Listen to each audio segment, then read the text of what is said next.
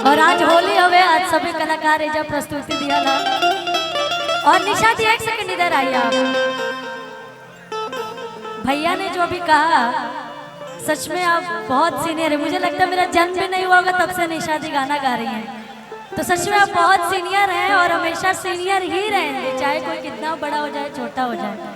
Senior senior ही होता है और हमेशा सम्मान है, हमेशा सम्मान रहेगा। और हमेशा एक छोटी बहन का प्यार मिला है और हमेशा मिलेगा, मुझे इतना विश्वास है आपसे। I love you. I love you.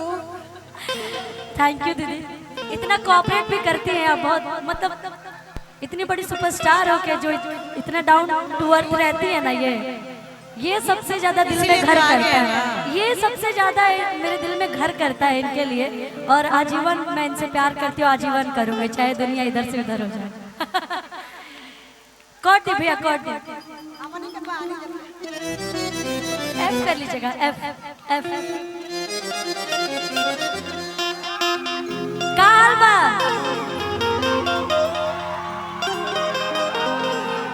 काहे के अभी वो अपना घर परिवार अपने ममहर में बानी था, थोड़ा सा लागत है, लेकिन फिर भी अपने घर परिवार बा। तो एगो लाइन कहा कि चश्मा लगा के हैंडसम लगता रहा, साउथ वाला हीरो से न कम लगता रहा, कि तहरे के दिल हम देहबे करे जादू तो बम लगता रहा। और एगो लाइन कहनी हम काहे कि हम यूपी उत्तर प्रदेश के रहे वाला है, दीदी बिहार के रहे वाला है। इधर हुए कतिका देते नहीं कि हम हैं यूपी यू बिहार वाला है, आ हीरो है सब हथियार वाला है, कि एकरा के आँख जन मरी है ये सखी हमार वाला है। हम यूपी वाला है। तो हम दुनिया ने यूपी के बिहार के तो दुनिया ने मिल के कहो ना, लेकिन तुम लोग रहा यूपी में लेकिन आवे के बिहार में बदल। ये बात तो सही है, बिहार के लोगों से मुझे बहुत प्यार मिलता है, बहुत सम्मान मिलता है। ऐसे कहते नहीं कि एकरा के आँख जन मरी है सखी हमार वाला है, एकरा के आँख जन मरी है सखी हमार वाला, एकरा के आँख जन मरी है सखी। और लेकिन निशा जी अभी साड़ी पहनी है, तो जब इनकी शादी होगी तो ये अपने पति जी से यानी हमारी भैया जी से क्या कहेंगे कि जब पहिरी त देह झलके पिया साड़ी गोला दल्ला लगे, जब पहिरी त देह झलके पिया साड़ी गोला दल्ला लगे। और रितु दीदी साड़ियाँ पहनले वाली त अभी हाल जब राउर बियाह होई त वो जीजा जी से कहो जे बाजार से ले आई बोला तबे से जी अब प्यार छलके, जब बाजार से ले आई बोला तबे से जी अब प्यार छलके।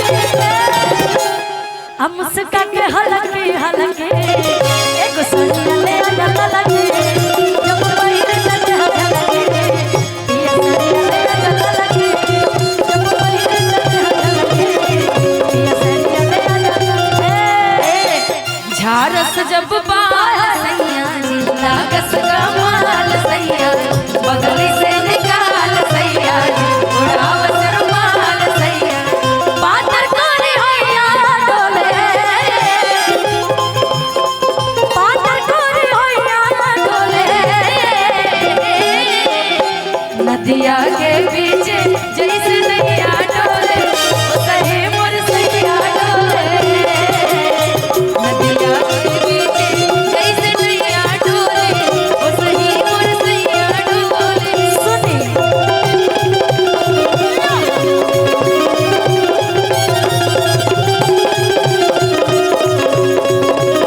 ए भाई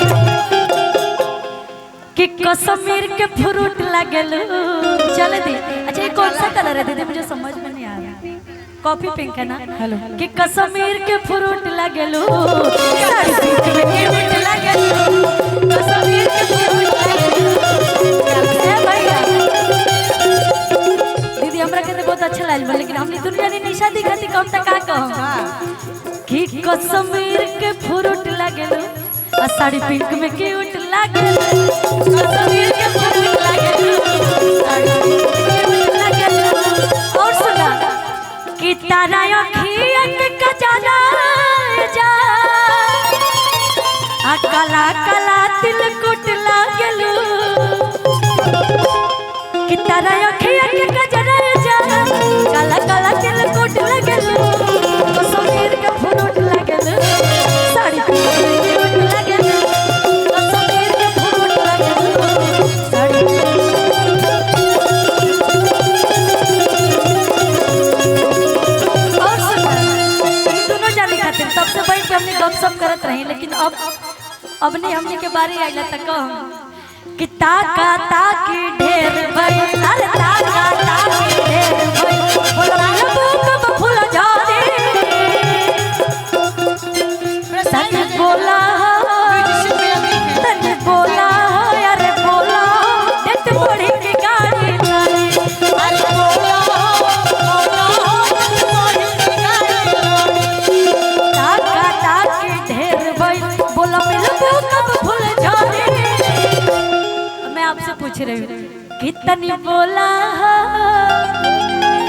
आरे बोला हो नेट बोढ़े के गाड़ी गाड़ी दादी बोला हो नेट बोढ़े के गाड़ी दादी बोला हो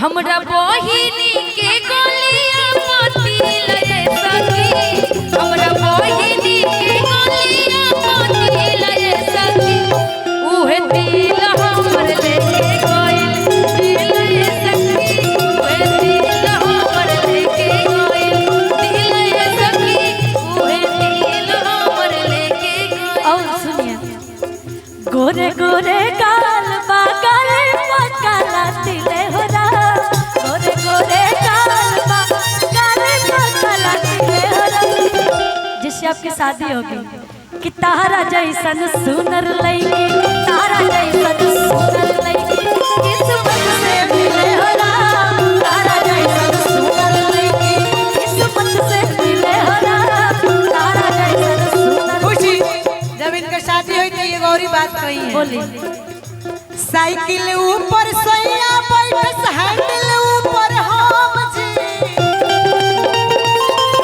जब इनका शादी हुई तो कही है साइकिल ऊपर सैया बैठ हैंडल ऊपर हम जी अरे का करी है सरपंच मुखिया कोई के कोनो जी का करी है सरपंच मुखिया कोई के कोनो क्या बात और चले दे भैया चले दे एगो लाइन हमर याद आ गई एगो लड़किया कह दिया लेकिन लड़का क्यों कहते लेकिन हम लोग कहता नहीं कुछ होली हो जाए होली हम गायब लेकिन चाहत नहीं निशा दी जब तक बानी तब तक इनकरा तारीफ में जितना हमारे मन में आता सब बोलते हैं है ना? और होली में बहुत सारा गीत जितना इनकर होखे वाला पियवा ना करी ना हमनी के कह दिहल जाओ कि जाके कहिए कि देख हमर बहिन कितना बड़ाई करत लीसन